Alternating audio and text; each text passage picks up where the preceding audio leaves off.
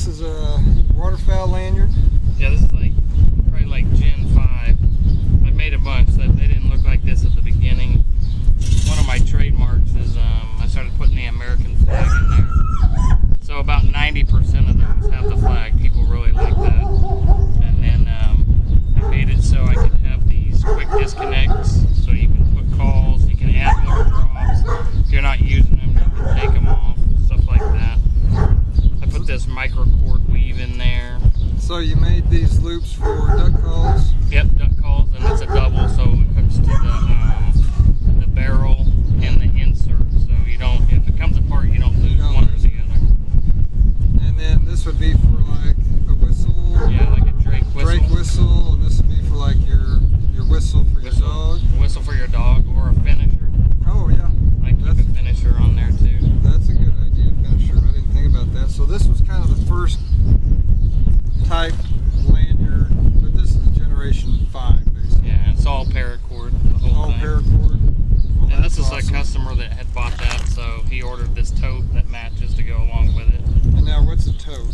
So the tote is, you can double this or reverse this like this, and you use it to hang your birds, geese, ducks.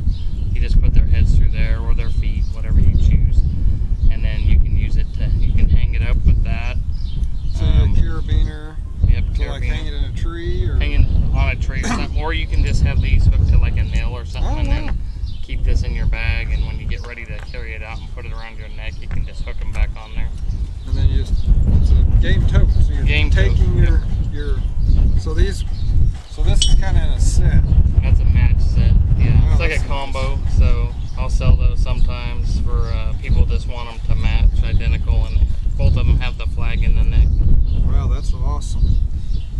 So then you also went, because you run hunt tests, made a lanyard, training for a whistle. lanyard. Yep, and it has a connection for a whistle, and you can, if you wanted to run 2 whistles or something else on here, you can have it like that. But and this particular one slides and stuff, so you can tighten it up. Tighten it up if you need to, but and then you got your gunner's up whistle, highly recommended. Rich Davis's whistle on there, which is a darn good whistle, very good whistle.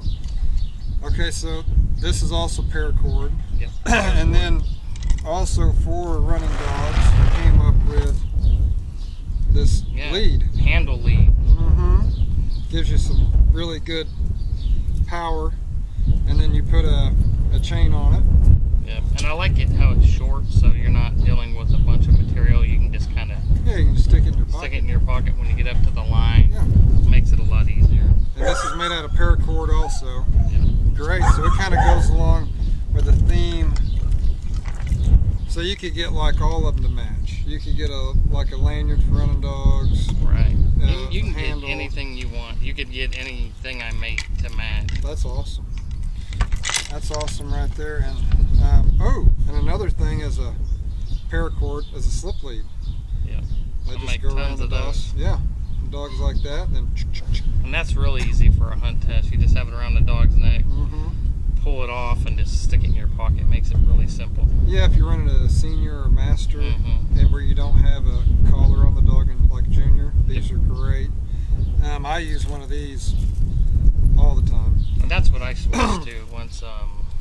And then I just hook even my junior dogs. I just hook right there to the collar. And then I just put my lead back on there for junior and senior, which is great. And then you started making some leather goods, and that kind of went in a different direction. Right. I had seen leather stuff out there, but it was something that I always wanted to get into.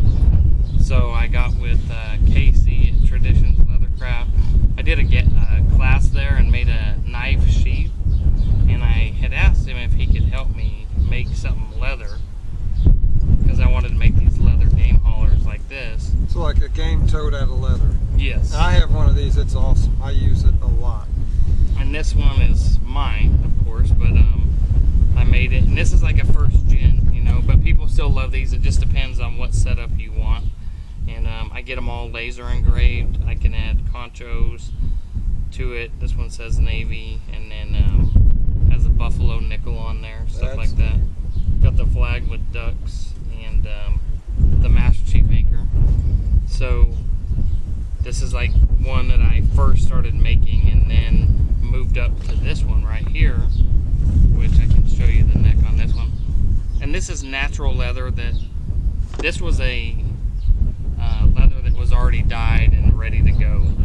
This is one that was just a natural piece of leather that I cut and had it laser engraved. Then I went back and dyed it and stitched it and all that stuff. And then I made these 6 drops right here. It's all one piece. So your birds just go right through here, like that. Exactly. Lines down. Boom. And you could hold 12 birds on here. Oh yeah. Or more. I mean, people always ask me. You can double. You can double and triple on these things, and they'll hold.